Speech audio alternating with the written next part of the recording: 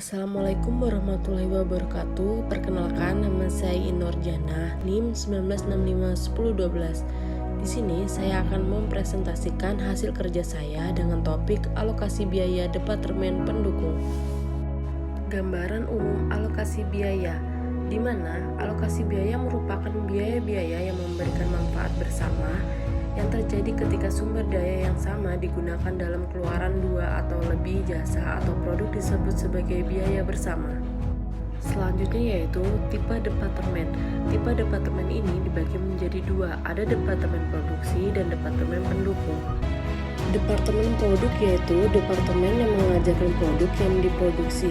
Departemen produk secara langsung bertanggung jawab pada pembuatan produk atau jasa yang dijual kepada pelanggan. Sedangkan departemen pendukung yaitu menyediakan pelayanan pendukung yang diperlukan oleh departemen produksi. Departemen ini berhubungan secara tidak langsung dengan suatu jasa atau produk organisasi.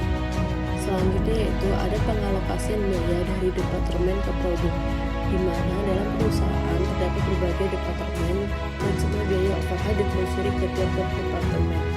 Departemen pendukung dibebankan kepada departemen produksi dan tarif overhead dibuat untuk menentukan biaya produk. Biaya departemen pendukung tidak akan dibebankan kepada produk karena produk tidak pernah melewati departemen pendukung, dan penyediaan jasa pendukung adalah bagian dari biaya total produk yang harus dibebankan pada produk. Selanjutnya, jenis-jenis dasar alokasi, di mana dalam memilih dasar pengalokasian biaya departemen pendukung, berbagai usaha harus dilakukan untuk mengidentifikasi faktor penyebab yang sesuai. Menggunakan faktor penyebab akan menghasilkan biaya produk yang lebih akurat. Selanjutnya, jika faktor penyebab diketahui, para manajer dapat mengontrol konsumsi jasa pendukung dengan lebih baik. Selanjutnya, mengalokasikan biaya suatu departemen ke departemen lain, di mana biaya departemen pendukung sering dialokasikan ke departemen lain melalui penggunaan tarif pembebanan. Sebagai contoh, departemen pemrosesan data suatu perusahaan melayani berbagai departemen lain. Kemudian pengoperasian, ada dua tarif pembebanan dalam perusahaan, yaitu tarif pembebanan tunggal dan tarif pembebanan ganda.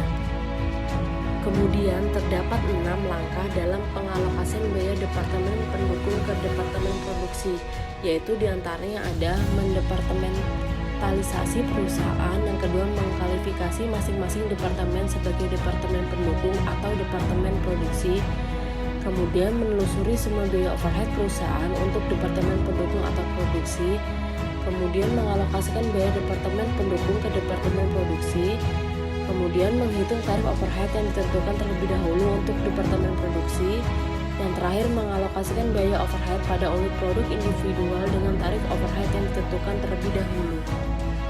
Adapun contoh penggerakan biaya yang mungkin untuk departemen pendukung, yang pertama ada akuntansi, yaitu jumlah transaksi, pemrosesan data, yaitu jumlah lini yang masuk dan jumlah jam pelayanan.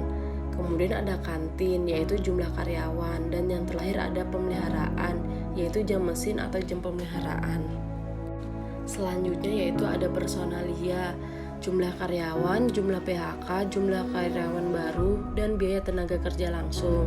Kemudian ada listrik, yaitu jam kilowatt dan jam mesin. Kemudian ada pembelian, jumlah pesanan, dan biaya pemesanan.